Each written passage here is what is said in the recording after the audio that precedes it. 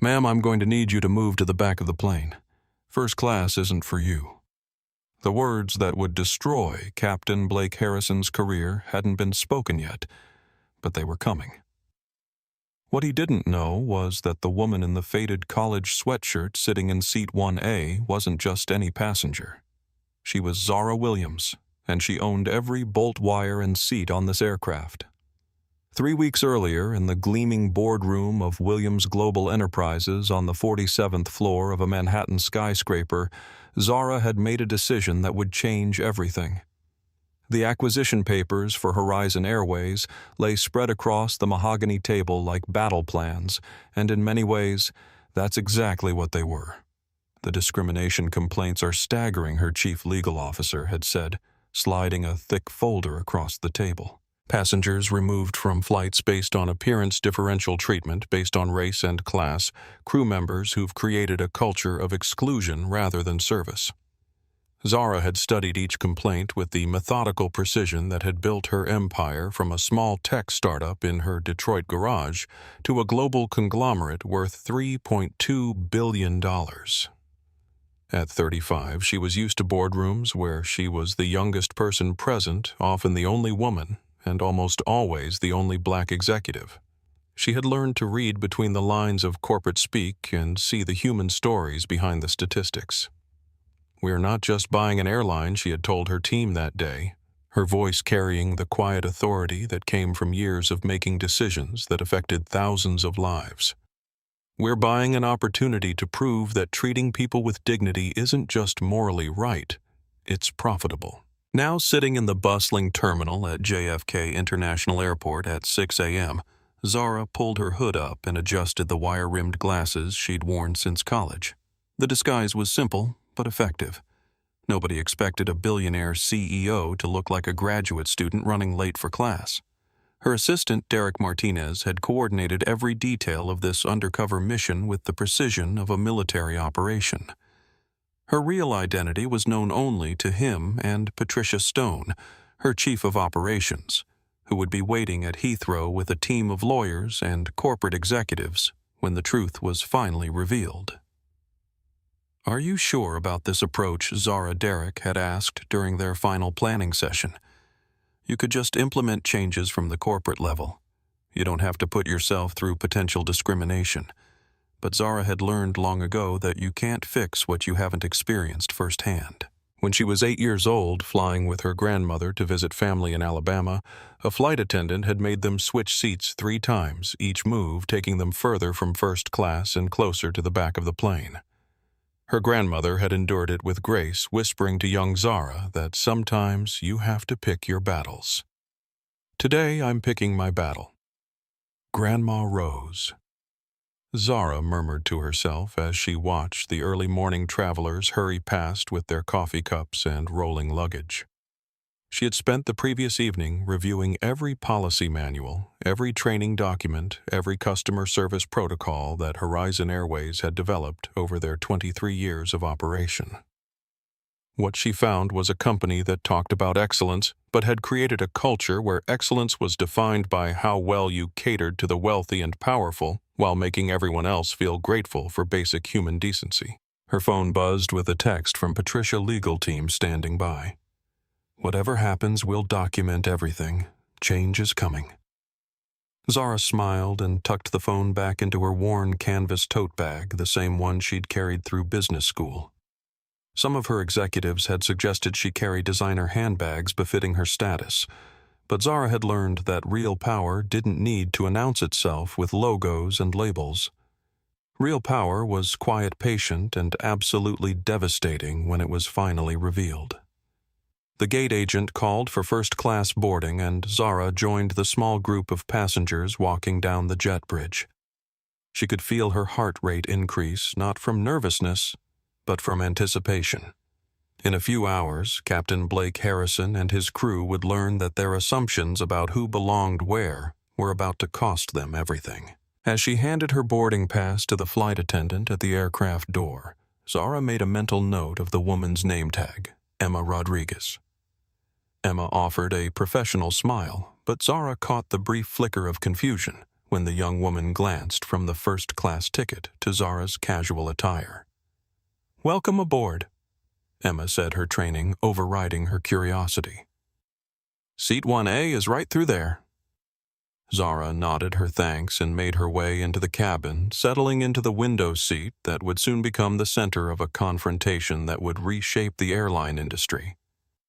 She pulled out her phone and opened the voice recording app, then discreetly positioned it in the seat pocket where it would capture everything that was about to unfold.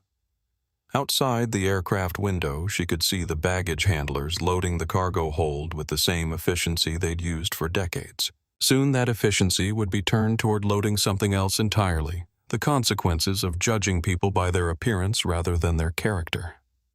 Captain Blake Harrison stood before his bathroom mirror at 4:30 a.m., running a razor across his jaw with the precision of a man who had performed this ritual for 25 years. His platinum blonde hair was perfectly styled, his uniform pressed to knife-edge creases, and his 4 gold stripes gleamed like badges of honor earned through decades of military-style discipline. At 52, Blake had flown everything from military transport planes in Iraq to luxury jets for Fortune 500 executives. He understood hierarchy, respected authority, and believed that order was the foundation of safety. In his world, everyone had a place, and keeping people in their proper places was how you prevented chaos at 30,000 feet. His apartment in Queens reflected the same attention to detail as his appearance, military corners on the bedsheets, coffee cup placed at precisely the same spot on the kitchen counter every morning, flight manuals arranged by date and regulation number. Blake's ex-wife had once called it obsessive, but Blake called it professional. The divorce had been finalized 6 months ago, another casualty of his commitment to his career. "You care more about strangers on airplanes than your own family," Sarah had said during their final argument. Blake had tried to explain that those strangers trusted him with their lives, that responsibility wasn't something you could turn off when you walked through your front door.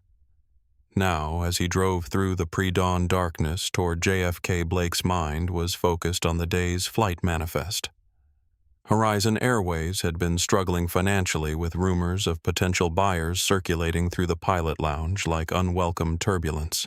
Every flight felt like an audition, every passenger interaction a chance to prove that he was still valuable enough to survive potential layoffs. His phone had buzzed at midnight with a message from Operations VIP passenger. Charles Whitmore would be boarding late and required seat 1A. Blake knew the name from the business pages and gossip columns. Old money, well-connected, the kind of passenger who could make or break careers with a single phone call to management. Whatever Mr. Whitmore needs, Blake had texted back, even though the late notification violated standard boarding protocols. At the crew briefing in the airport's operations center, Blake reviewed the passenger manifest with flight attendant Emma Rodriguez. Emma was one of his favorites on the roster, professional, hard-working, and smart enough to understand that first-class passengers deserved first-class treatment in every interaction. "We've got a full cabin today," Blake said, scanning the names on his tablet. "Mr. Whitmore in 1A will be boarding last, so if anyone's in that seat when he arrives, we'll need to sort it out quickly and quietly." Emma nodded, but Blake caught something in her expression that looked almost like concern. "Captain, what if the person in 1A has a legitimate ticket? Are we authorized to move confirmed passengers?" Blake looked up from his tablet, studying Emma's face. She was a single mother with a 4-year-old daughter. He remembered someone who couldn't afford to lose this job over technicalities and corporate politics. "Emma, we're authorized to ensure passenger comfort and maintain order on the aircraft. Sometimes that means making adjustments for the greater good." It was the kind of answer that sounded reasonable in a briefing room but would prove catastrophic when applied to real human beings with feelings, rights, and expectations of fair treatment. As they walked through the jet bridge toward the aircraft, Blake felt the familiar surge of pride that came with commanding a commercial airliner. The Boeing 777 represented 20 years of training, studying, and earning the trust of passengers who placed their lives in his hands every time they stepped aboard. "Good morning, Captain," the ground crew chief called out as Blake performed his pre-flight inspection. "Beautiful morning for flying to London." Blake nodded, checking his watch. In 3 hours, he would be at cruising altitude responsible for 312 souls and $250 million worth of aircraft. It was the kind of responsibility that demanded absolute authority, the kind that brooked no argument when decisions needed to be made quickly. What Blake didn't understand as he reviewed the weather reports and flight plan one final time was that absolute authority without absolute wisdom becomes absolute tyranny, and tyranny, no matter how well-intentioned, always has consequences. Emma was already greeting the first passengers as they boarded, her smile genuine and welcoming. Blake appreciated crew members who understood that their job was about more than serving drinks and demonstrating safety procedures. They were the face of the airline, the representatives of everything Horizon Airways claimed to stand for. "Remember," he told Emma quietly as she passed by the cockpit door, "Mr. Whitmore is priority 1 today. Whatever he needs, whatever makes him comfortable." Emma nodded again, but this time Blake was too focused on his pre-flight checklist to notice the troubled expression that crossed her face.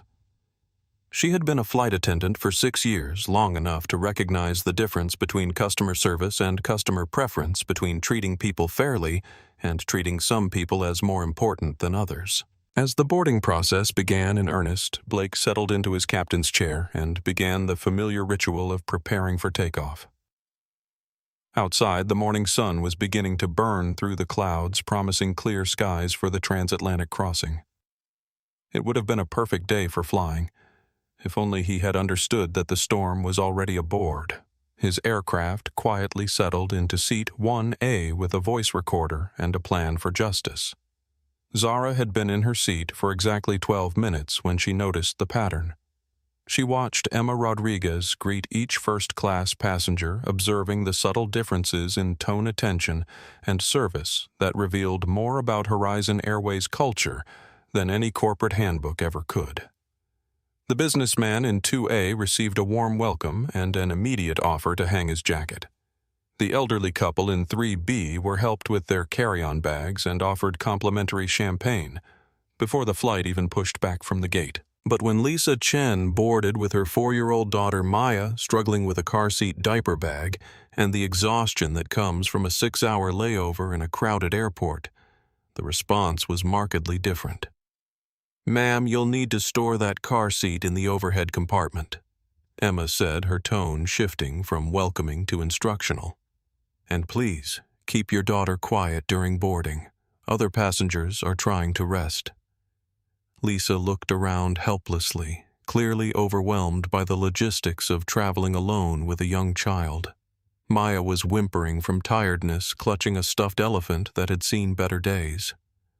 The little girl's eyes were wide with the kind of confusion that comes when the adult world suddenly becomes unfriendly for reasons she couldn't understand. Zara felt something tighten in her chest as she watched the interaction. This was exactly the kind of moment that had prompted her to buy Horizon Airways in the first place. The assumption that some passengers deserved patience and assistance while others were treated as inconveniences to be managed rather than customers to be served. "Let me help you with that," Zara said quietly, standing up to assist Lisa with the car seat. Emma shot her a look that seemed to say, first-class passengers shouldn't be helping economy passengers, but Zara ignored it completely. "Thank you so much," Lisa whispered, her relief evident. "I'm sorry we're causing a disruption." "You're not causing anything," Zara replied, her voice carrying just enough authority to make Emma step back. "You're traveling with your daughter. That's not a disruption, that's life." Maya looked up at Zara with the unguarded curiosity of a child who hadn't yet learned to judge people by their appearance or seat assignments. "I like your shoes," she said, pointing at Zara's worn sneakers. "They look comfortable." "They are comfortable," Zara agreed, crouching down to Maya's eye level. "Comfort is more important than looking fancy, don't you think?" The exchange was interrupted by a commotion at the aircraft door. Charles Whitmore had arrived, and he was making sure everyone knew it. His phone conversation was loud enough to be heard throughout the first-class cabin, punctuated by gestures that suggested whoever was on the other end of the call had deeply disappointed him. "I don't care what the Tokyo markets are doing," Whitmore barked into his phone as he brushed past Lisa and Maya without acknowledgement. "I told you to sell before the announcement, not after. Some people just can't follow simple instructions." Emma immediately transformed back into welcome mode, her smile bright and attentive. "Mr. Whitmore, welcome aboard. We have your seat ready in 1A. Whitmore glanced toward the front of the cabin, his pale blue eyes scanning the seats until they landed on Zara. His expression shifted from entitled expectation to confused irritation in the space of a heartbeat. "Excuse me," he said loud enough for the entire cabin to hear, "but I think there's been some kind of mistake." Zara looked up from where she was still helping Maya organize her coloring books and crayons. She could see Captain Blake Harrison emerging from the cockpit, drawn by the change in cabin atmosphere that experienced pilots learn to read like weather patterns. "Is there a problem?" Mr. Whitmore Blake asked, his voice carrying the kind of authority that expected immediate deference. His eyes moved from Whitmore to Zara, taking in her casual clothes and making the same assumptions that had been made countless times before. "Yes, there's a problem," Whitmore said, pointing directly at Zara. "That person is in my seat." Blake's gaze sharpened as he looked at Zara more carefully. He saw the faded sweatshirt, the worn jeans, the complete absence of the luxury accessories that usually marked first-class passengers. In his mind, the math was simple. Charles Whitmore belonged in first class, and whoever this woman was, she clearly didn't. Ma'am Blake said, his tone polite but firm. "I'm going to need to see your boarding pass." Zara reached into her tote bag with deliberate slowness, pulling out the boarding pass that clearly showed seat 1A. She handed it to Blake without a word, watching his face as he read the information that should have resolved the situation immediately. Instead, Blake's expression hardened. In his experience, boarding passes could be forged, upgraded through complaints, or obtained through any number of irregular channels. What mattered wasn't the paper in his hand, but the obvious social dynamics at play. "I see what's happened here," Blake said, his voice taking on the tone he used to address crew members who had made mistakes. "There seems to be some confusion about seating assignments. Mr. Whitmore is a valued platinum member with specific seating requirements." Dr. James Morrison, sitting in 2A, looked up from his newspaper. As a successful cardiothoracic surgeon who had flown hundreds of thousands of miles for medical conferences and consultations, he recognized the situation unfolding before him. He had seen it before, sometimes been subjected to it himself, and had always wondered what would happen if someone with real power decided to fight back. Captain Dr. Morrison said quietly, "The young lady's boarding pass appears to be in order. Perhaps there's been an error in your reservation system." Blake turned to face Dr. Morrison, his expression making it clear that passenger input on crew decisions was neither welcome nor appropriate. "Doctor, I appreciate your concern, but this is a crew matter. We'll handle the seating situation." What Blake didn't see as he focused on asserting his authority was Maya's small hand slipping into Zara's, or the way the 4-year-old looked up at her with an expression that seemed to ask why the man in the fancy uniform was being mean to her new friend. And he definitely didn't notice Zara's slight smile as she squeezed Maya's hand gently, the expression of someone who had just decided that Captain Blake Harrison was about to receive the most expensive education of his professional life. "Ma'am, I'm going to need you to gather your belongings," Blake said, his voice carrying the kind of authority he'd perfected over decades of commanding aircraft. "There's been a booking error and we need to relocate you to ensure proper seat assignments." Zara looked up at him with an expression of calm curiosity, as if she were genuinely interested in understanding his reasoning. "Captain, I purchased this seat 3 weeks ago through your airline's website. I have the confirmation number, the receipt, and the boarding pass that your gate agent scanned 20 minutes ago. Could you help me understand what kind of booking error would override a confirmed reservation?" The question was asked so reasonably, so professionally, that Blake felt momentarily off balance. He had expected protest or argument, not a request for clarification that highlighted the logical inconsistencies in his position. Sometimes the computer system double books seats, Blake said, falling back on the kind of vague technical explanation that usually ended passenger questions. When that happens, we have protocols for resolving the situation based on passenger status and boarding priority. Charles Whitmore shifted impatiently behind Blake. His phone call apparently finished, but his irritation clearly mounting. "Captain, I have a very important business dinner in London tonight. I specifically requested this seat for the privacy and workspace it provides. Surely we can resolve this quickly." Zara studied Whitmore's face, noting the flush that suggested either too much coffee or too much alcohol. The expensive watch that was designed to be noticed, the way he spoke about her, as if she weren't sitting 3 feet away. She had met hundreds of men like him in boardrooms and conference halls, men who confused wealth with worth and assumed that everyone else existed to facilitate their convenience.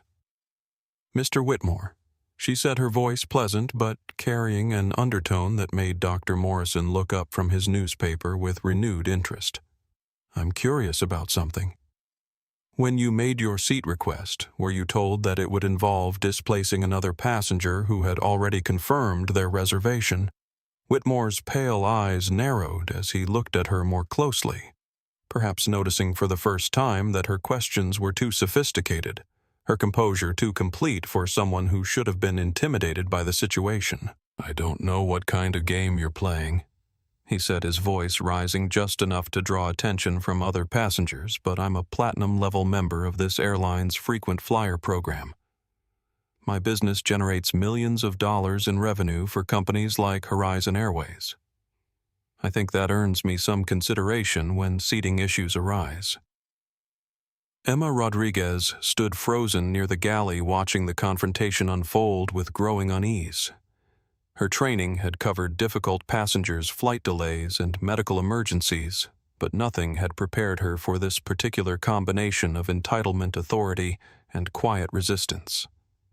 Maya tugged on her mother's sleeve from their seats in economy class, her 4-year-old voice carrying clearly through the cabin. "Mama? Why is that man yelling at the nice lady who helped us?" Lisa shushed her daughter quickly, but the question hung in the air like a challenge to every adult who had allowed this situation to escalate past the point of reason. Blake felt the weight of the entire cabin's attention focusing on him, and with it came the pressure to resolve the situation in a way that maintained his authority while satisfying his most important passenger. In his mind, the solution was obvious. The woman in casual clothes would move. Whitmore would get his seat, and the flight could proceed on schedule. "Ma'am," Blake said, his tone becoming more formal and final, "I'm offering you a complimentary upgrade to our premium economy section, which includes extra legroom and priority service. That's a significant value, and I think you'll find it more than adequate for your needs." Zara looked around the cabin, noting which passengers were watching the confrontation and which were deliberately avoiding eye contact. She saw Dr. Morrison leaning forward slightly, his expression alert and focused.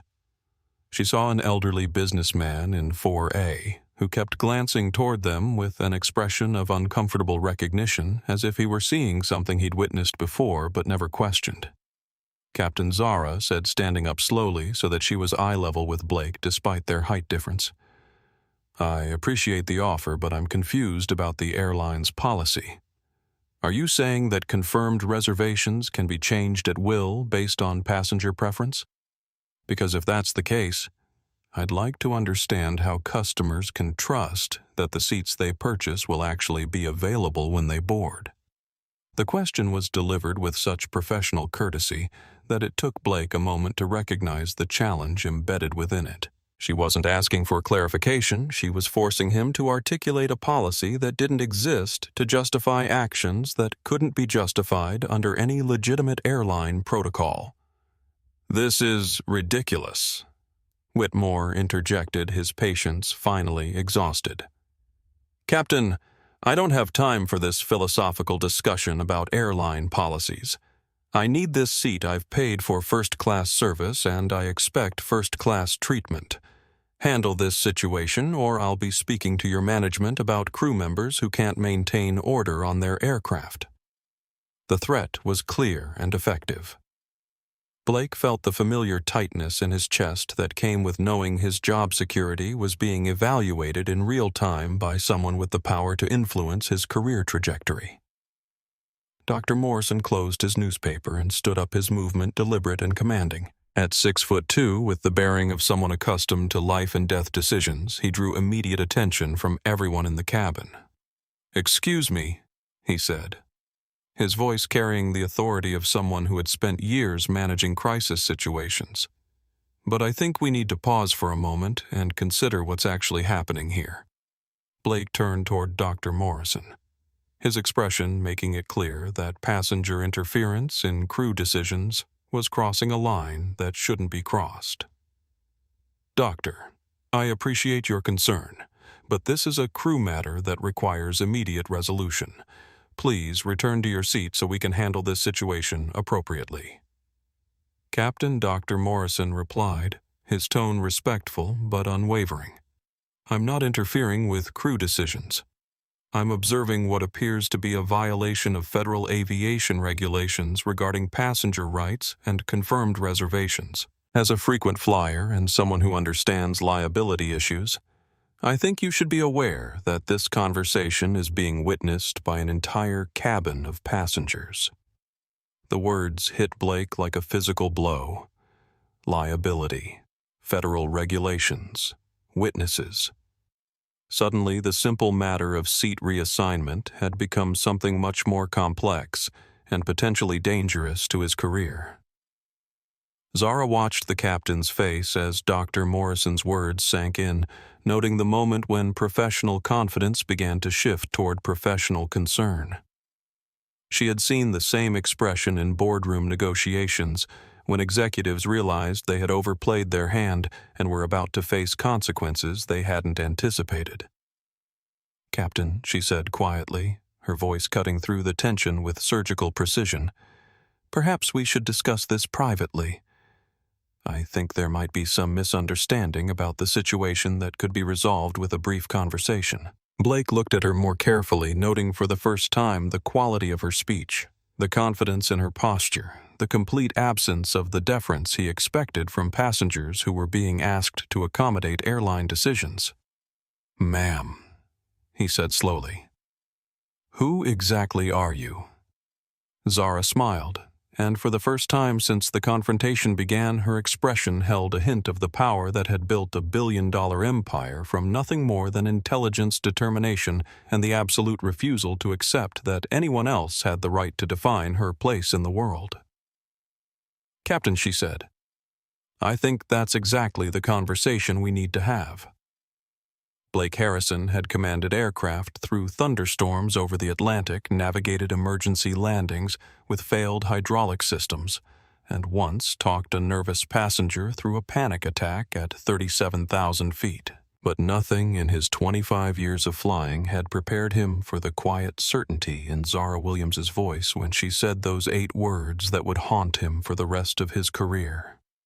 "I think that's exactly the conversation we need to have." The words were spoken without threat, without anger, without any of the emotional escalation that Blake had learned to manage in difficult passenger situations. Instead, they carried the kind of quiet confidence that comes from knowing something that everyone else in the room doesn't know yet. Ma'am Blake said, his training kicking in as he tried to regain control of a situation that was slipping away from him. "I appreciate your willingness to discuss this matter, but we have a schedule to maintain and other passengers to consider. I'm going to need you to gather your belongings so we can resolve this seating situation and prepare for departure." Charles Whitmore, who had been growing increasingly agitated during the exchange, stepped closer to Zara's seat. The smell of expensive cologne mixed with what might have been bourbon from an airport bar created an invisible cloud of entitlement around him. "Listen," Whitmore said, his voice taking on the tone he typically reserved for subordinates who had failed to meet his expectations. I don't know what kind of power play you think you're attempting here, but I've got news for you. I know the regional director of this airline personally. One phone call from me and you'll be blacklisted from every major carrier. So why don't you take the captain's generous offer and move to economy where you belong? The words "where you belong" seemed to echo through the first-class cabin, hanging in the air like a challenge to every passenger who heard them. Maya, still watching from her economy seat, turned to her mother, with the kind of confusion that comes when a child realizes that adults sometimes say things that are fundamentally wrong. Mama, Maya whispered just loud enough for the surrounding passengers to hear, "Why does that man think he gets to tell people where they belong?" Lisa Chen tried to quiet her daughter, but the question had already landed with devastating accuracy. Several passengers shifted uncomfortably in their seats, suddenly aware that they were witnessing something much more significant than a simple seating dispute. Dr. Morrison had pulled out his phone and was holding it in a way that suggested he was documenting the encounter. The elderly businessman in 4A, whose name tag from a recent conference still hung from his laptop bag, was watching with the kind of focused attention that comes from recognizing a moment of historical significance. Emma Rodriguez stood near the galley, caught between her training to support the captain's authority and her growing awareness that supporting this particular decision might cost her more than just her job security. She could see other flight attendants from economy class gathering at the partition, drawn by the unusual tension in the first-class cabin. Zara looked around the cabin slowly, taking in the faces of every passenger, every crew member, every witness to what was happening. When her gaze returned to Blake, her expression was calm, almost sympathetic. "Captain," she said, "I want to make sure I understand the situation correctly. You're asking me to give up a seat that I purchased legally, confirmed through your reservation system and occupied according to all proper boarding procedures. You're asking me to do this to accommodate a passenger who arrived late and is demanding preferential treatment based on his frequent flyer status and his personal connections to airline management." Blake felt sweat beginning to form at his collar despite the cabin's controlled temperature. When she laid out the facts so clearly, his position sounded less like reasonable crew authority and more like arbitrary discrimination. "Ma'am, the airline industry operates on customer service priorities that take multiple factors into account," he said, falling back on corporate language that sounded official, but meant nothing. "Platinum-level passengers have earned certain considerations through their loyalty to the airline." I see Zara set her tone suggesting genuine interest in understanding his reasoning, and these considerations include the right to displace other passengers who have confirmed reservations. Whitmore's patience finally snapped completely. "This is absurd. Captain, I'm not going to stand here and debate airline policy with some random person who probably got her ticket through some discount website. Either she moves or I'm calling the regional director right now." He pulled out his phone with theatrical flourish, but before he could dial, Zara stood up and looked directly at him. "Mr. Whitmore," she said, "before you make that call, I think you should know something important." The cabin fell completely silent. Even the background noise of the aircraft systems seemed to fade as every person within hearing distance focused on what she was about to say. "I'm Zara Williams," she said simply, as if she were introducing herself at a social gathering. "And 3 weeks ago, I purchased Horizon Airways." The silence that followed was so complete that it seemed to have physical weight. Blake's face went through several rapid changes of expression as his mind processed what she had just said. Whitmore's phone remained frozen halfway to his ear, his finger hovering over the contact's screen. Dr. Morrison slowly lowered his own phone, a smile beginning to form at the corners of his mouth. The elderly businessman in 4A leaned forward, as if he needed to hear the words again to believe them. Emma Rodriguez gripped the galley counter so tightly that her knuckles went white, her mind racing through every interaction she'd had with the woman she now realized was not just a passenger, but the owner of the airline that employed her. Maya's voice cut through the silence with the clarity that only children can achieve. "Mama, did the nice lady just say she owns the airplane?" Lisa nodded slowly, her own eyes wide with disbelief and dawning understanding of what they had all just witnessed. Blake Harrison, veteran pilot, military officer, and guardian of airline authority, found himself staring at a woman in a faded college sweatshirt who had just revealed herself to be his ultimate boss. The woman he had been trying to evict from her seat was the person who signed the paychecks of everyone on the aircraft, including his own. Zara reached into her tote bag and pulled out a leather portfolio extracting documents that bore the official seals of the Federal Aviation Administration and the Department of Transportation. "Captain," she said, her voice still calm, but now carrying an unmistakable undertone of authority, "I think we need to have that private conversation now. And Mr. Whitmore, I believe you were about to make a phone call. Please don't let me stop you."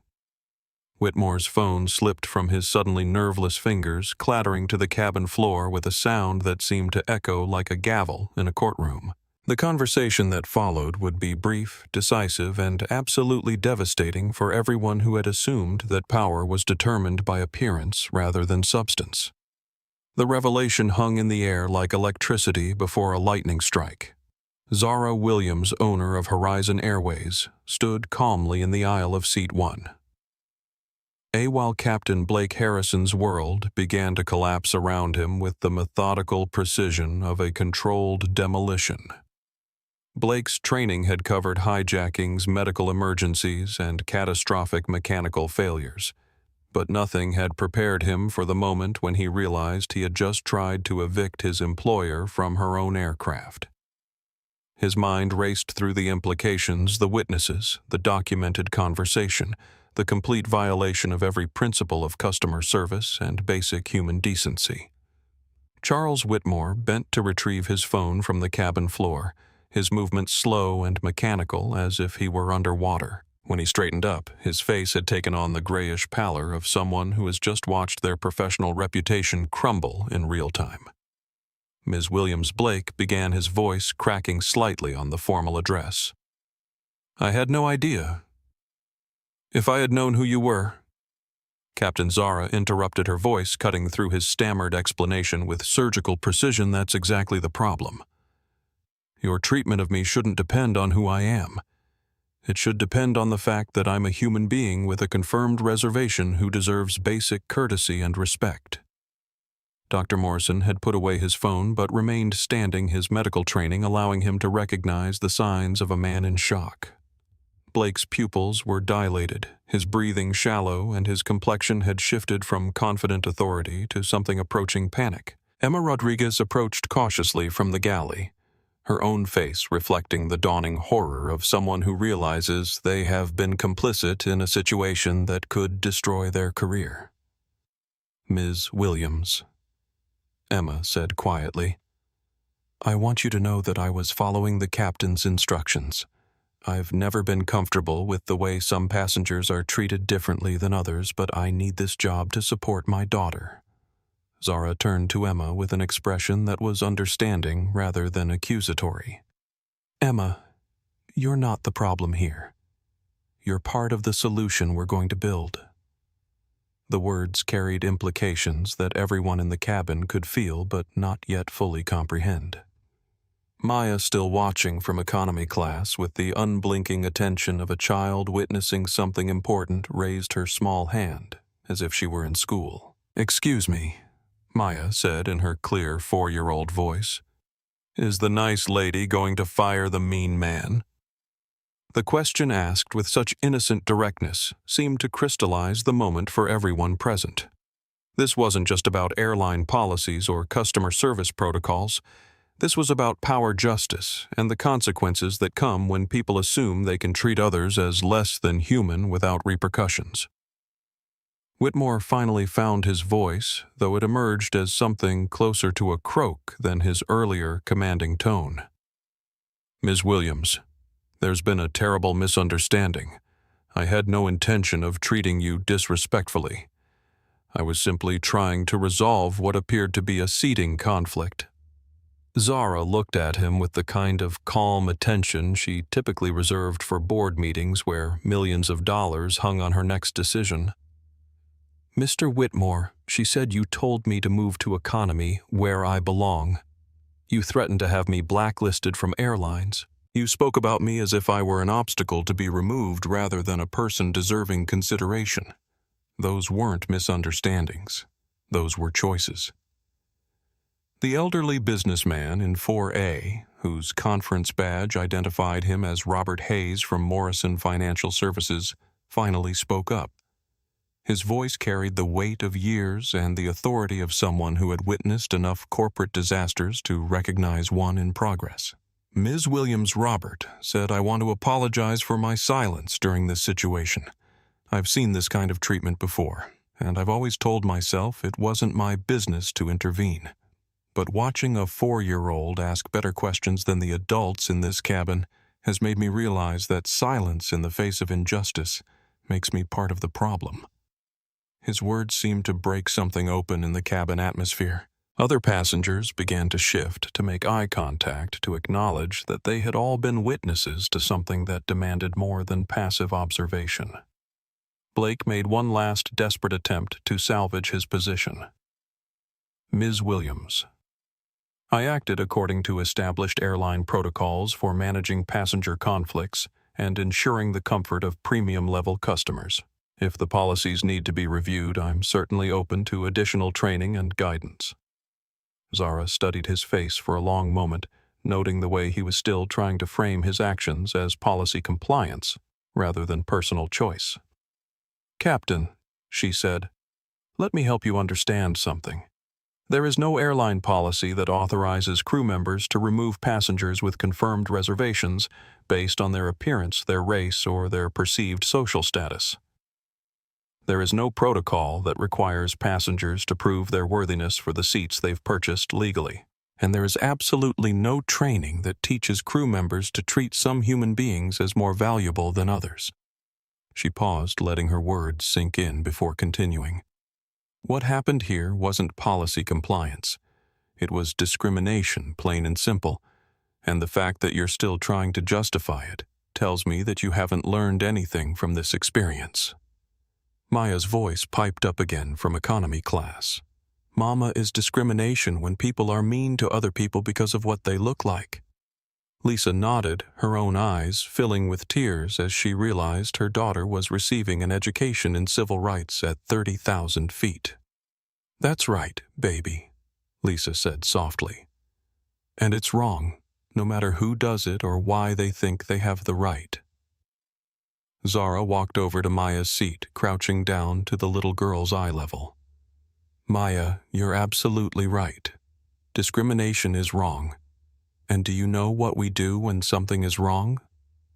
Maya nodded seriously. "We fix it."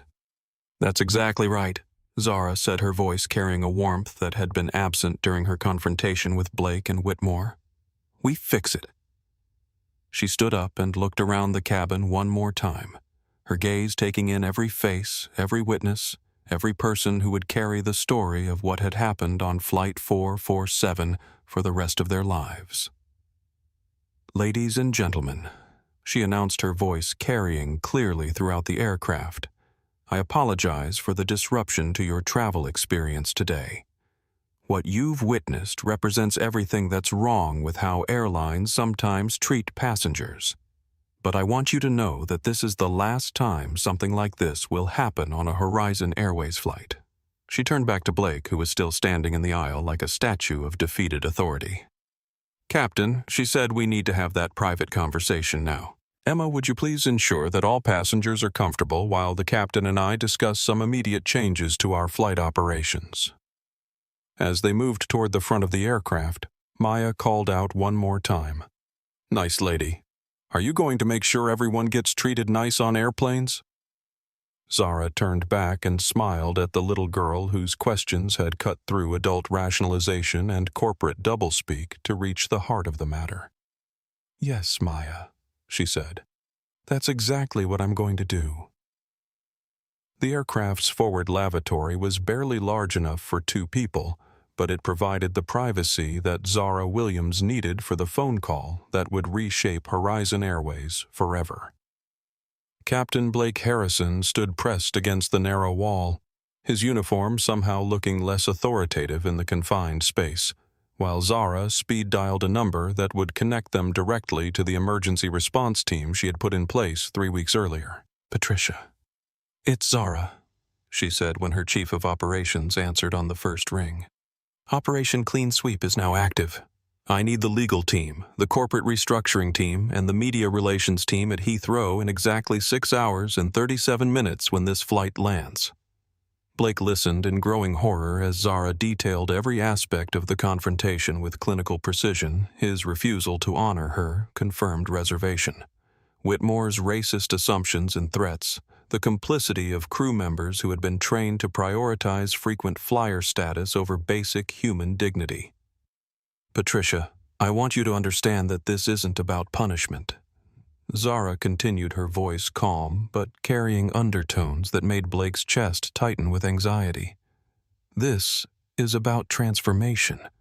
We're going to use this incident to demonstrate how airlines should actually treat passengers, all passengers, with dignity and respect." Patricia Stone's voice came through the phone's speaker clearly enough for Blake to hear Zara. "The legal implications are significant. If we handle this wrong, we could face wrongful termination suits, union grievances, and public relations disasters." "Are you sure you want to move this quickly?" Zara looked directly at Blake as she answered, her brown eyes reflecting a determination that had built a billion-dollar empire from nothing more than intelligence principle and the absolute refusal to accept that discrimination should be tolerated in any form. "Patricia, 3 hours ago, Captain Harrison looked at a paying customer and decided she didn't belong in first class based solely on her appearance. He tried to remove a passenger with a confirmed reservation to accommodate someone he perceived as more valuable. He did this in front of witnesses, including a 4-year-old child who understood the injustice better than the adults around her." Blake opened his mouth to speak, but Zara held up a hand that silenced him completely. "This isn't about moving quickly, Patricia.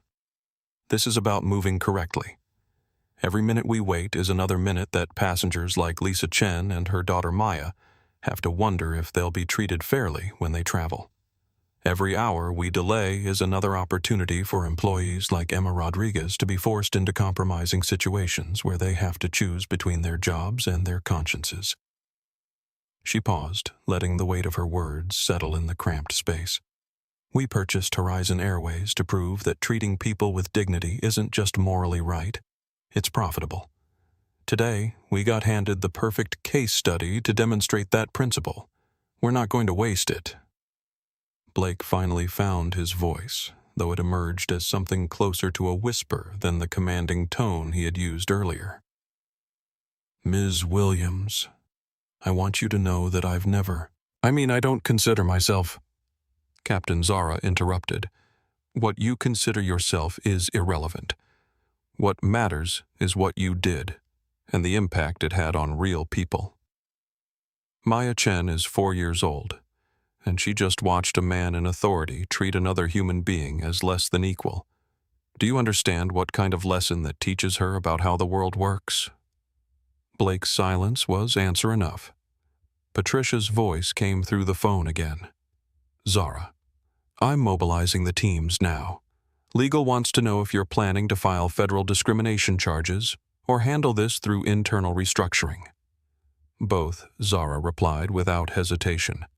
"We're going to file every appropriate charge to ensure this becomes part of the legal record, but we're also going to use this as the foundation for industry-wide changes that go far beyond one incident on one flight."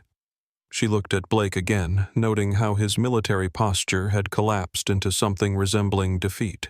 "Patricia, I want you to contact the Federal Aviation Administration, the Department of Transportation, and the Civil Rights Division of the Justice Department. I want them to understand that we're not just reporting an incident, we're documenting a pattern of behavior that exists throughout the airline industry." Blake's face went completely white as the implications hit him. This wasn't just about his job anymore. This was about federal investigations, industry regulations, and legal precedents that could affect his ability to work anywhere in aviation. "Ms. Williams," he said desperately, "surely we can resolve this internally. I'm willing to accept additional training, sensitivity counseling, whatever the company feels is appropriate. There's no need to involve federal agencies." Zara studied his face for a long moment, seeing in his expression the same calculation that had led to the discrimination in the first place. The assumption that consequences could be minimized through negotiation rather than prevented through proper behavior. "Captain," she said, "you're still thinking about this wrong. You're focused on protecting yourself rather than understanding the harm you've caused. Until you can make that shift, no amount of training will help you become the kind of employee this airline needs." Patricia's voice interrupted the tense silence. Zara, the media, is already starting to pick up the story. Dr. Morrison posted about the incident on social media and it's gaining traction. "We need to get ahead of this narrative." Good, Zara replied, surprising both Patricia and Blake. Dr. Morrison did exactly what every witness to discrimination should do: document it, share it, and make it impossible to ignore or minimize. She checked her watch, calculating the remaining flight time and the coordination required for what would happen when they landed at Heathrow. "Patricia, I want you to prepare a complete restructuring plan for Horizon Airways' customer service policies. Every employee, from ground crew to senior management, gets retrained on passenger rights, civil rights, and the difference between customer service and customer preference. Anyone who can't meet those standards finds other employment." Blake realized that he was listening to his career being dismantled with the same methodical precision that characterized every other aspect of Zara Williams's business approach. "Ms. Williams," he said, his voice barely audible in the small space, "I have 25 years of perfect safety record. I've never had a passenger complaint before this incident. Surely that has to count for something." Zara's expression softened slightly, not with sympathy, but with something approaching pity. "Captain, that's exactly the problem. 25 years of passengers who were afraid to complain, who accepted discrimination because they thought they had no choice, who suffered in silence because they believed people like you had absolute authority over their travel experience." She opened the lavatory door, ending the private conversation and returning them to the cabin, where 39 witnesses were waiting to see how power, when properly applied, could create justice rather than perpetuate injustice. "Patricia," she said into the phone as they emerged, "Operation Clean Sweep is fully authorized. See you at Heathrow." The Boeing 777 touched down at London Heathrow at precisely 2:47 p.m. local time, its wheels kissing the wet tarmac with the gentle precision that Captain Blake Harrison had perfected over thousands of landings. But as he guided the aircraft toward the gate, Blake knew that this would be the last time he would ever land as a Horizon Airways pilot. Through the cockpit windows, he could see an unusual amount of activity on the ground. 3 black SUVs were parked near the jet bridge, along with several official-looking vehicles that bore the markings of various regulatory agencies. Airport security personnel were stationed at regular intervals, not as if they were expecting trouble, but as if they were preparing to witness something historically significant. In the cabin behind him, Zara Williams sat calmly in seat 1, reviewing documents on her tablet while the other passengers prepared for deplaning. She had changed nothing about her appearance, still the faded college sweatshirt, still the worn sneakers that Maya had complimented, but everyone on the aircraft now understood that appearances could be devastatingly deceiving. Charles Whitmore had spent the remaining 5 hours of the flight in complete silence, slumped in seat 2C, where Emma Rodriguez had relocated him after his confrontation with Zara. His expensive suit was wrinkled. His platinum credit cards offered no protection against the consequences of his assumptions, and his business dinner in London had been cancelled when word of the incident reached his corporate partners. Dr. James Morrison had spent the flight documenting everything, photographing the boarding passes, recording witness statements, and preparing a comprehensive report that would become part of the federal case file. As a surgeon accustomed to life and death precision, he understood that details mattered when justice hung in the balance. Emma Rodriguez moved through the cabin with professional efficiency, but her interactions with passengers had taken on a new quality of attention and respect. She had watched Zara Williams demonstrate that true authority comes not from uniform stripes or corporate titles, but from treating every human being as worthy of dignity and consideration. As the aircraft came into a complete stop at the gate, the intercom crackled with Blake's final announcement as a Horizon Airways captain. "Ladies and gentlemen, welcome to London Heathrow. Local time is 2:52 p.m. and the temperature is 16 degrees Celsius. For those passengers continuing on to other destinations, please check with ground personnel for gate information. On behalf of the crew, thank you for flying with Horizon Airways." The words sounded hollow even to him, a ritualistic ending to a career that had just been destroyed by his own choices and assumptions. Zara stood and gathered her simple canvas tote bag, checking to ensure that Maya had collected all of her coloring books and crayons. The little girl had slept for the last 2 hours of the flight, her head resting against her mother's shoulder, blissfully unaware that her innocent questions had helped expose injustices that adults had been ignoring for decades. Maya, Zara said softly, as the family prepared to deplane. "I want you to remember something important. You saw something unfair happen today and you asked questions about it. That was exactly the right thing to do. Promise me you'll keep asking questions when you see things that aren't fair." Maya nodded solemnly, her 4-year-old mind processing the adult concepts with the clarity that comes from not yet learning that some injustices are supposed to be accepted without challenge. "I promise," Maya said. "And will you keep fixing things that are broken?" "Yes," Zara replied. "I will." The jet bridge door opened and Patricia Stone stepped aboard the aircraft with the kind of purposeful energy that had made her one of the most effective corporate executives in the country. Behind her came a team of lawyers, federal investigators, and airline industry representatives who had been summoned to witness what would become known as the Horizon Airways transformation. Patricia's eyes immediately found Zara, and the relief on her face was visible to everyone in the first-class cabin. "Ms. Williams," she said, formally acknowledging both her employer and the dozen witnesses who were listening to every word. "I trust your flight was educational."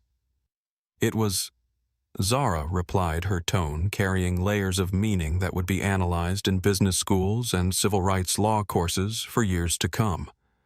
"I learned a great deal about our company culture, and I'm ready to begin implementing some immediate changes." Blake emerged from the cockpit, his pilot's hat tucked under his arm, his 4 gold stripes no longer symbols of authority, but reminders of responsibilities he had failed to meet. He approached Zara with the hesitant steps of a man walking toward his own execution. "Ms. Williams," he said, "I'd like to speak with you privately about my actions today." "Captain Harrison," Zara replied. "Everything about this incident has been witnessed by passengers, crew members, and federal investigators. There's no reason for privacy now." One of the federal investigators, a woman whose credentials identified her as Special Agent Sarah Martinez from the Transportation Security Administration, stepped forward with the kind of authority that comes from years of investigating discrimination in commercial aviation. "Captain Harrison Agent Martinez said, I need to inform you that you're under investigation for violation of federal civil rights laws, specifically Title VI of the Civil Rights Act as it applies to transportation services. You have the right to legal representation, and anything you say may be used in federal proceedings." Blake's remaining composure finally collapsed completely. "Agent Martinez.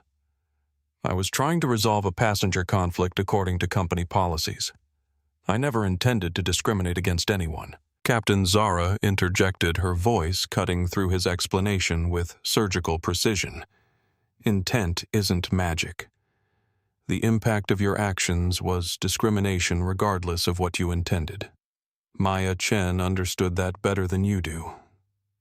Dr. Morrison approached the group carrying his phone with the video documentation he had compiled during the flight. "Ms. Williams, I want you to know that I've shared the footage with civil rights organizations and major media outlets. This story is already reaching people who needed to see it." "Thank you, Dr. Morrison," Zara said. "Sunshine is the best disinfectant for these kinds of problems." Charles Whitmore remained in his seat, apparently hoping that staying quiet would somehow make him invisible. But Patricia Stone had other plans. Mr. Whitmore. Patricia announced, her voice carrying throughout the cabin. Williams Global Enterprises is terminating all contracts with Whitmore Holdings effective immediately. The morality clauses in our agreement specifically prohibit the kind of behavior you demonstrated today. Whitmore's face crumpled as he realized that his assumptions about power and privilege had just cost him millions of dollars in lost business. Ms. Stone, surely we can discuss this privately. There's no need to make hasty decisions based on a misunderstanding. There was no misunderstanding, Zara said firmly. You told me to go to the back of the plane where I belonged. You threatened to have me blacklisted from airlines. You treated me as less than human because you assumed I lacked the power to defend myself. Those weren't misunderstandings, Mr. Whitmore. Those were choices that revealed your character. Emma Rodriguez approached Zara hesitantly, her job security clearly weighing on her mind. Ms. Williams, I want to apologize for my role in this situation. I should have stood up for what was right instead of following orders I knew were wrong. Zara studied Emma's face, seeing in her expression the genuine remorse and moral courage that had been absent from Blake's attempts at self-justification. Emma, Zara said, "You're not the problem here. You're part of the solution. How would you like to head our new passenger advocacy program and help train other flight attendants to recognize and prevent discrimination?" Emma's eyes filled with tears of relief and gratitude. Ms. Williams, I would be honored. As the passengers began to deplane, each one carrying the story of what they had witnessed. Zara Williams stood in the doorway of the aircraft she owned, looking out at the transformation that was about to begin. The Heathrow Airport conference room had been hastily converted into something resembling a courtroom, complete with federal investigators, legal representatives, and media personnel who had been alerted to the significance of what was unfolding. Captain Blake Harrison sat at one end of the long table, flanked by the union representative who had been summoned from London and a lawyer who looked like he'd rather be anywhere else. At the other end sat Zara Williams, still in her casual clothes, surrounded by the kind of legal firepower that billion-dollar corporations deploy when they're serious about creating lasting change. The contrast between her appearance and her authority had become the central theme of a story that was already spreading across social media and news outlets around the world. Federal Agent Sarah Martinez opened the proceedings with the methodical precision of someone who had investigated dozens of discrimination cases in commercial aviation. This hearing will determine the facts surrounding the incident on Horizon Airways Flight 447 from New York to London, she announced. We have 39 witnesses, multiple recordings, and documentation that suggests potential violations of federal civil rights law. Blake's union representative, a man named David Foster, who had spent 20 years protecting pilots from corporate retaliation, leaned forward with the confident expression of someone who believed this was just another routine personnel dispute. Agent Martinez Foster said Captain Harrison acted according to established airline protocols for managing passenger conflicts. If there's a policy issue here, it should be addressed through internal corporate channels, not federal investigation. Dr. James Morrison, who had been asked to serve as the primary witness, stood up with the kind of authority that comes from saving lives in operating rooms around the world. Mr. Foster, Dr. Morrison said, I documented this entire incident. Captain Harrison made no attempt to verify airline policies, check reservation systems, or follow any established protocols. He made assumptions based on appearance and treated a paying passenger as disposable to accommodate someone he perceived as more important. The union representative's confidence began to waver as Dr. Morrison presented his evidence photographs of boarding passes, video footage of the confrontation, and audio recordings of Blake's exact words as he tried to force Zara from her seat. Furthermore, Dr. Morrison continued when multiple passengers questioned his actions. Captain Harrison became more aggressive rather than more careful. This wasn't policy compliance. This was power abuse, pure and simple. Maya Chen, who had been brought to the hearing at her own insistence, raised her small hand as if she were in school. Agent Martinez, perhaps recognizing that children often provide the clearest perspective on adult failures, nodded for her to speak. "Excuse me," Maya said in her clear 4-year-old voice, "but why didn't the captain man ask the nice lady what she needed instead of telling her where she had to go?" The question hung in the air like a challenge to every adult in the room who had overcomplicated a situation that a child could understand with perfect clarity. Blake's lawyer made one final attempt to salvage his client's position. "Agent Martinez Captain Harrison has 25 years of exemplary service. This incident represents an aberration in an otherwise distinguished career." Zara Williams spoke for the first time since the hearing began, her voice carrying the quiet authority that had built an empire from nothing but intelligence and principle. 25 years of what she asked looking directly at Blake. 25 years of passengers who were too afraid to complain. 25 years of discrimination that went unreported because people assumed they had no choice but to accept unfair treatment. She stood up, commanding the attention of everyone in the room, despite her casual appearance. "Captain Harrison, I want you to understand something crucial. This isn't about punishment. This is about accountability." Maya Chen asked the right question. "Why didn't you ask what I needed instead of telling me where I had to go?" Blake finally found his voice, though it emerged as something much quieter than the commanding tone he had used on the aircraft. "Ms. Williams, I thought I was managing a difficult situation. I was trying to satisfy an important passenger and maintain order on the aircraft. You were maintaining a system," Zara replied, "a system that treats some human beings as more valuable than others based on appearance, race, and perceived status. That system is broken. Captain Harrison, and we're going to fix it." Agent Martinez consulted her notes before delivering the federal government's decision. "Captain Harrison, the evidence clearly demonstrates violations of federal civil rights law.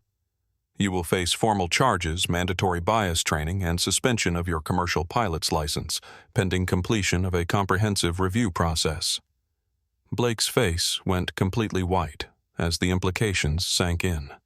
His career, his pension, his professional identity, everything was being stripped away because he had made assumptions about a woman in a college sweatshirt. But Zara Williams wasn't finished.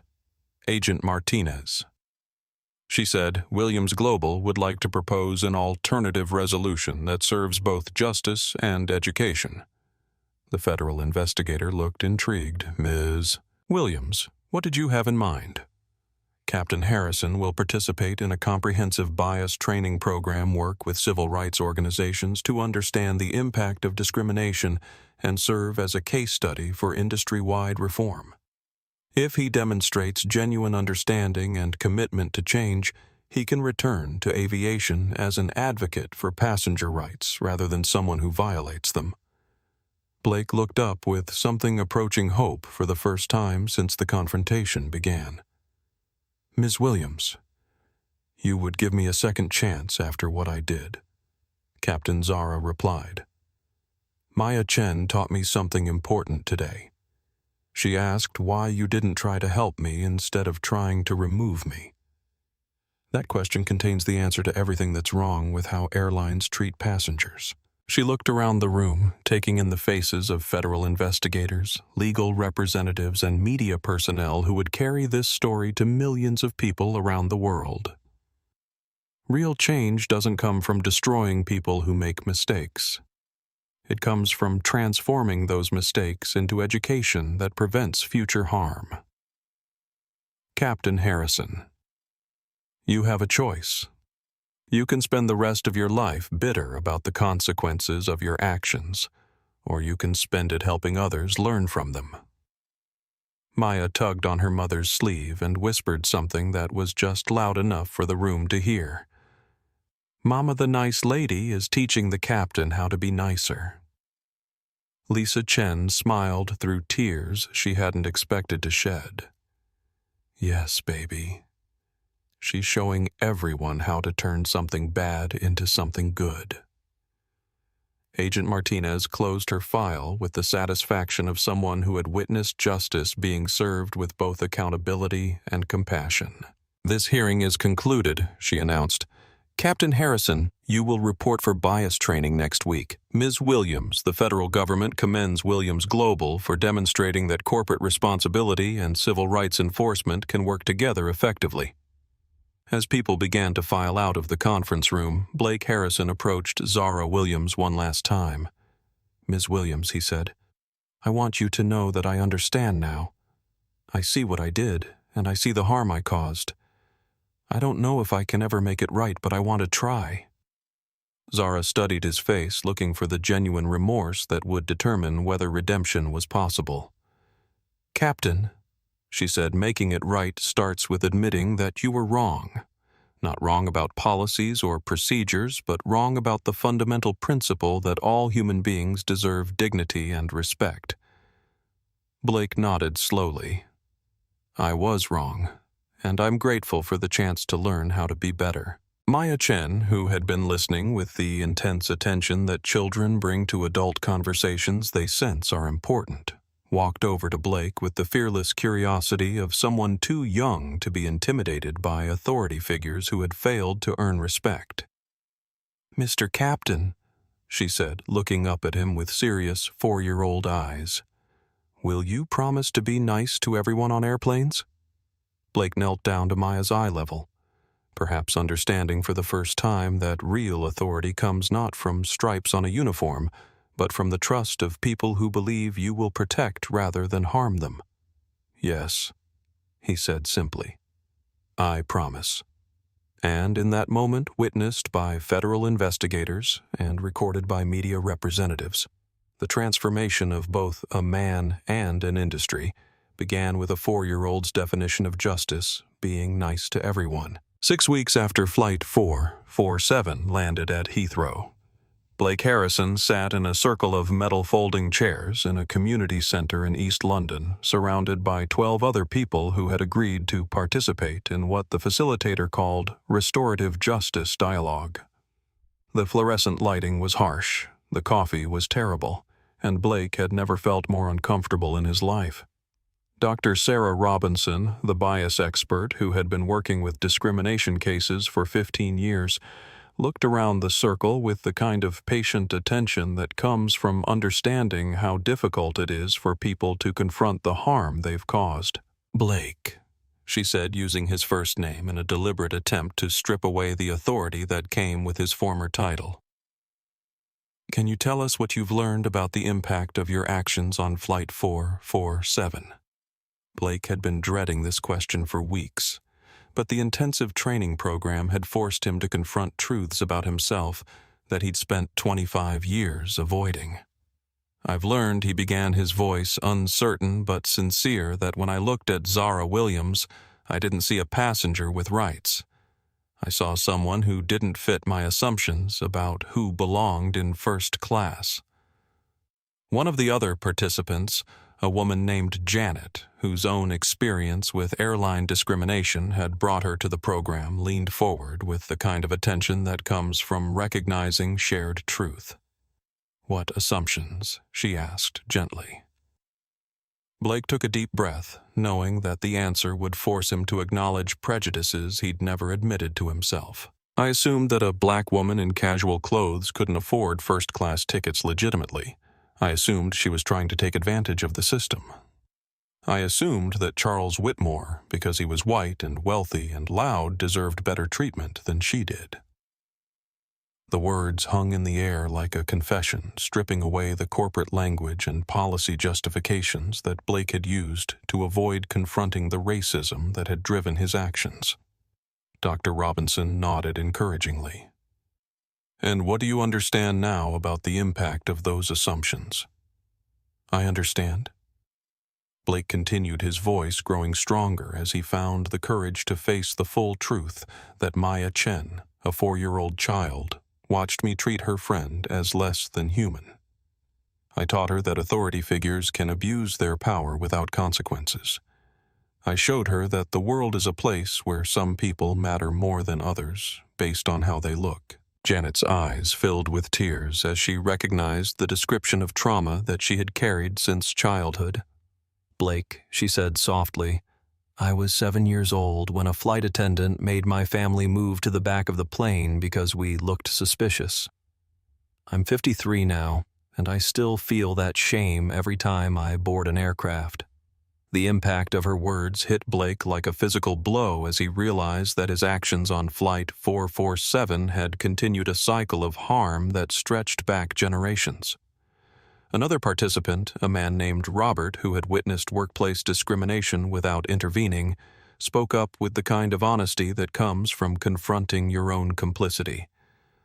"Blake, the hardest thing for me to accept is that I've been Charles Whitmore. I've watched unfair treatment happen and told myself it wasn't my business.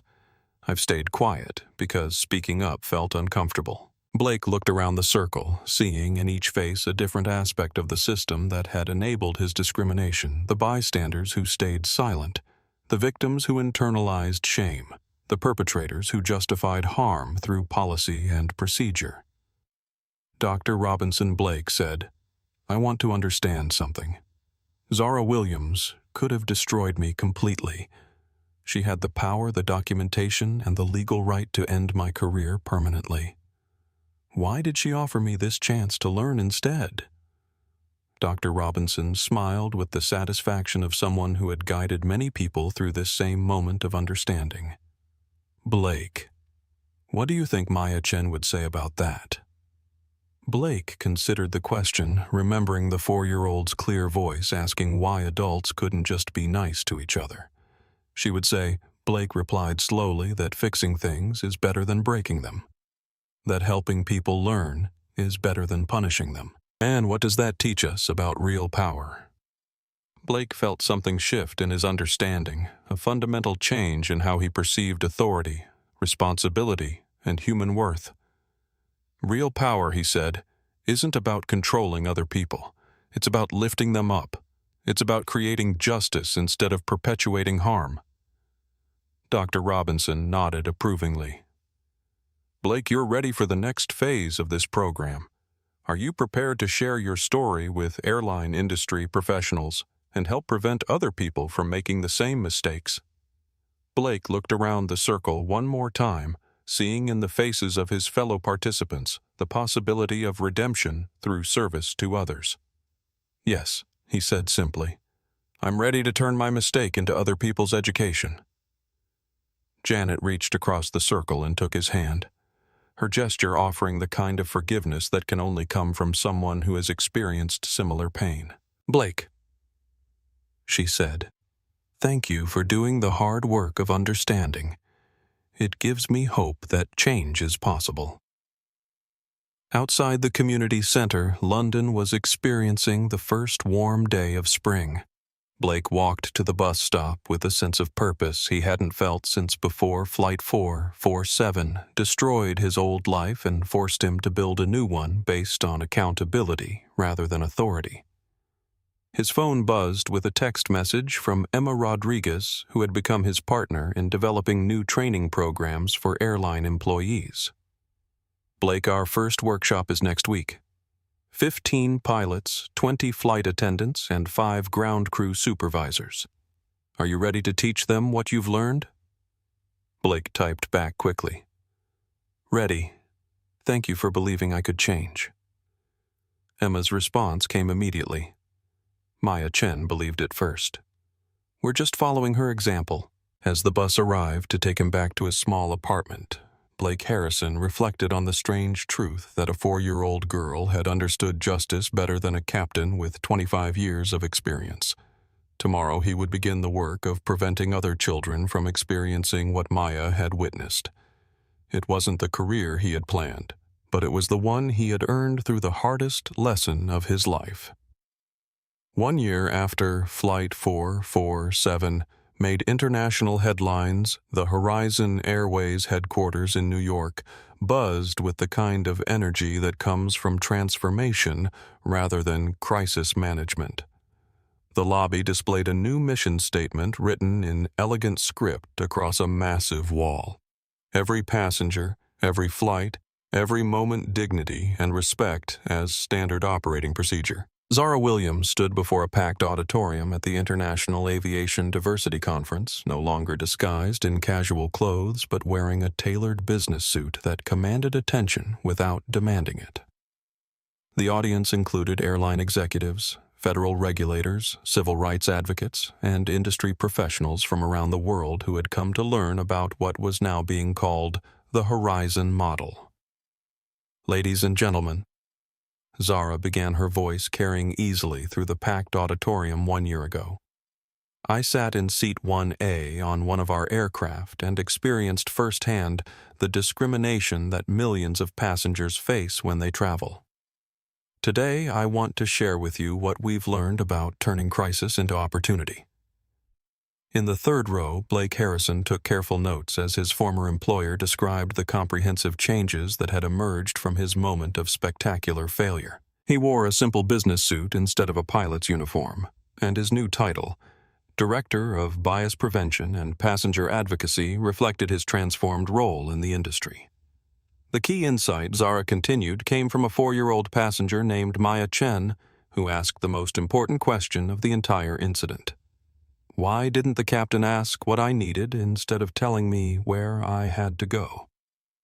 In the audience, Dr. James Morrison nodded approvingly. His research on airline discrimination, published in the Journal of Transportation Ethics, had become required reading in business schools and civil rights law courses across the country. That question, Zara explained, revealed that customer service isn't about managing passengers, it's about serving human beings. When we shifted our training from conflict resolution to dignity preservation, everything changed. She clicked to a slide showing Horizon Airways passenger satisfaction ratings, which had increased by 47% in the past year, while complaints had dropped to nearly zero. But the real measure of our success isn't in statistics. It's in stories like this one. The screen displayed a video message from Lisa Chen, who appeared alongside 5-year-old Maya in what looked like their living room. Ms. Williams, Lisa said Maya insisted that she had something important to tell everyone at your conference.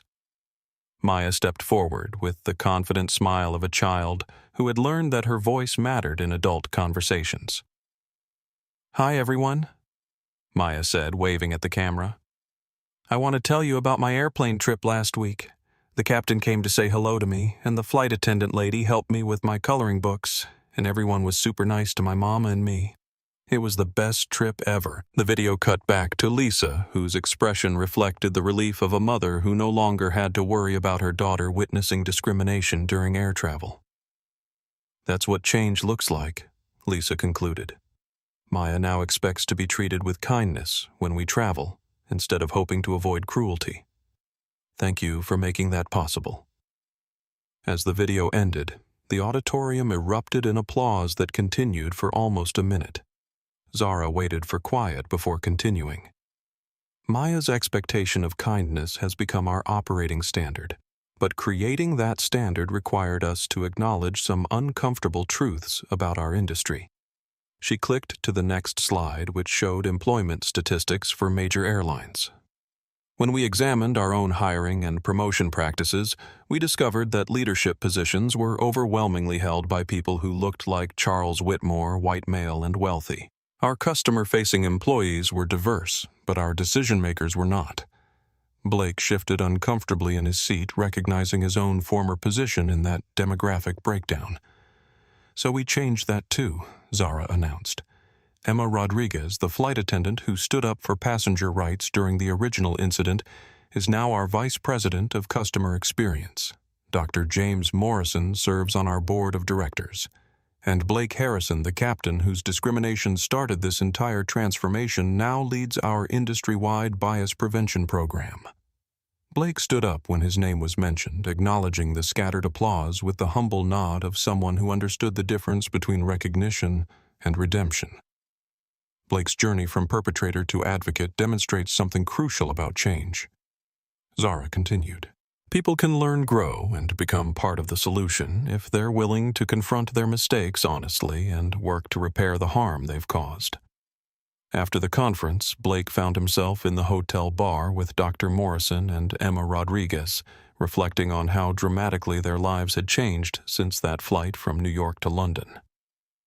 Dr. Morrison said, raising his glass of sparkling water, "I have to admit, when I started recording that incident, I never imagined we'd end up working together to prevent similar situations." Blake smiled with the kind of peace that comes from finding purpose in redemption. "Doctor, a year ago I would have seen your documentation as an attack on my authority. Now I understand it was an act of service to every passenger who deserved better treatment." Emma joined the toast with her own glass. To Maya Chen, she said, the child who taught adults how to ask better questions. To Maya Chen, they chorused, understanding that their transformation had been guided by the moral clarity that only children seem to possess naturally. The next morning, Blake boarded a flight to Chicago where he would conduct bias prevention training for 300 airline employees. As he walked down the jet bridge, he reflected on the strange journey that had brought him from the cockpit to the classroom. His phone buzzed with a text message from an unknown number. When he opened it, he found a photo of Maya Chen holding a crayon drawing of an airplane with passengers of different colors, all smiling out the windows. The message read, "Mr. Blake, I drew you a picture of how airplanes should look. Everyone is happy, love Maya." Blake saved the photo to his home screen, a daily reminder that justice, when properly applied, doesn't destroy people. It transforms them into better versions of themselves. The flight to Chicago was smooth. The crew was professional and courteous to all passengers, and Blake Harrison began another day of work that he had never planned but had definitely earned, teaching others to see the humanity in every person who boards an aircraft, regardless of their appearance, their background, or their perceived importance. Change, he had learned, was indeed possible when courage met opportunity, guided by the wisdom of children who understood that being nice to everyone wasn't complicated. It was just right. 2 years after Flight 447 changed everything. Zara Williams walked through the bustling terminal at Atlanta's Hartsfield-Jackson Airport. Her confident stride and tailored business suit drawing respectful nods from airline employees who recognized her as the executive who had transformed an industry through a single moment of accountability. She was heading to Gate A12 for a flight to Los Angeles, where she would deliver the keynote address at the National Conference on Transportation Equity. The speech was titled, "From Seat 1A to Lasting Change: How One Flight Transformed Aviation," and it had been requested by organizations around the world who wanted to understand how individual courage could create industry-wide transformation. As she waited in the boarding area reviewing her notes one final time, Zara noticed a young black woman in the corner nervously adjusting her resume portfolio while speaking quietly on the phone. "Yes, ma'am," the young woman was saying. "I'll be there for the interview tomorrow morning. Thank you so much for this opportunity." When the call ended, the young woman looked up and caught Zara's eye. Recognition dawned on her face, followed immediately by the kind of starstruck excitement that comes from encountering someone whose actions have changed your life's trajectory. "Excuse me," the young woman said, approaching hesitantly. "Are you Zara Williams?" Zara smiled with the warmth she had learned to offer to people whose dreams had been shaped by her example. "I am." "And you are Jasmine Parker," the young woman replied, extending her hand with nervous energy. "I'm a junior at Spelman College, majoring in aeronautical engineering. I'm flying to LA for an internship interview with Boeing." Zara's expression brightened with genuine interest. "Aeronautical engineering? That's fantastic. What got you interested in aviation?" Jasmine's smile transformed her nervousness into confident enthusiasm. "Your story, actually. When I saw what happened on Flight 447 and how you turned discrimination into opportunity for change, it made me realize that the aviation industry needed people who looked like us in positions where we could make a difference." The words hit Zara with unexpected emotional force. She had spent 2 years focused on policy changes, training programs, and corporate restructuring. But she hadn't fully considered how her actions might inspire young people to enter fields where they could continue the work of transformation. Jasmine Zara said, "Tell me about your interview. What kind of work do you want to do in aviation?" "I want to design aircraft systems that make flying more accessible and comfortable for everyone," Jasmine replied, her passion evident in every word. "I want to work on projects that consider all passengers, not just the ones in first class." Zara reached into her briefcase and pulled out a business card, writing a personal note on the back before handing it to Jasmine. "This is my direct number," she said. "Regardless of how the Boeing interview goes, I want you to consider an internship with Williams Global. We're developing next-generation aircraft interior designs that prioritize universal accessibility and passenger dignity." Jasmine's eyes filled with tears of gratitude and disbelief. "Ms. Williams, I don't know what to say. This is like a dream. Dreams are just plans waiting for the right opportunity," Zara replied. "You've clearly done the work to prepare yourself. Now, let me help provide the opportunity." As boarding began for their flight, Zara noticed the difference in how airline employees interacted with passengers. The gate agent's greeting was genuinely welcoming for everyone, regardless of their appearance or seat assignment. Flight attendants moved through the boarding process with the kind of attentive courtesy that had become standard across the industry, following the implementation of the Horizon model. During the flight, Zara found herself seated next to Robert Hayes, the businessman who had witnessed the original incident and had since become a vocal advocate for passenger rights. He was returning from a conference where he had spoken about the responsibility of bystanders to intervene when they witnessed discrimination. Zara Roberts said as the plane reached cruising altitude, "I wanted you to know that my company has implemented bias training for all employees who interface with customers. We're using the materials that Blake Harrison developed based on his experience." Zara nodded approvingly. "Robert, how do you feel about working with Blake on these programs?" Robert considered the question carefully. 2 years ago, I would have said that someone who discriminated against passengers didn't deserve a second chance. But watching Blake's transformation, seeing the work he's doing to prevent others from making his mistakes, it's taught me that accountability and redemption can coexist. As the plane began its descent into Los Angeles, Zara reflected on the chain of events that had started with her decision to fly undercover and had led to fundamental changes in how millions of passengers were treated during air travel. Her phone buzzed with a text message that made her smile. It was from Maya Chen, now 6 years old and in first grade, whose mother had sent a photo of Maya's school project, a poster titled "How to Make the World More Fair," with drawings of airplanes where everyone was smiling. The text message read, "Maya wanted you to see her school project. She told her class about the nice lady who taught grown-ups how to be kind. She still asks if you're fixing more broken things. Love, Lisa." Zara typed back quickly. "Tell Maya that there's always more work to do, but she gave us the perfect blueprint. Ask what people need instead of telling them where they belong. Thank you for raising such a wise daughter." As Flight 1247 touched down in Los Angeles, Zara Williams looked out the window at the sprawling airport where hundreds of flights arrived daily, carrying millions of passengers who could now expect dignity and respect as standard operating procedure rather than privileged treatment. Tomorrow, she would stand before an audience of transportation industry leaders and civil rights advocates, sharing the story of how one moment of injustice had been transformed into lasting change. But tonight, she would call Jasmine Parker to discuss internship opportunities and continue the work that Maya Chen had defined so simply: fixing things that were broken and making sure everyone got treated with kindness. The legacy of Flight 447 wasn't just in policy changes or corporate restructuring.